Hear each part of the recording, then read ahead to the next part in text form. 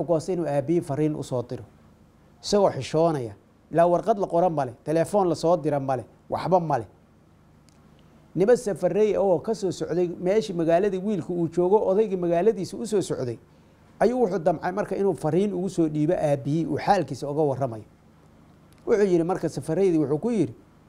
مقالدي بدوس عطانا أبهي هداد أركتان يقول سلامة أفري تبانك يا بقولك قرآنك عدد كيسا يقول سلامة سلام كدب waxaad tirahdaan wiilkaagi uu wanaagsanaa uu caafimaad qabay cilmigii buu barashadiisii ku jiraa meel fiicanna way u maraysaayo cilmigii buu si fiican u baranaya laakiin aabbahay waxaad u sheegtaan ood ku tirahdaan shanta salaadood aabbow wayse quraan ku tukadaa shanta salaadood wayse keliya ayaan ku tukadaa marka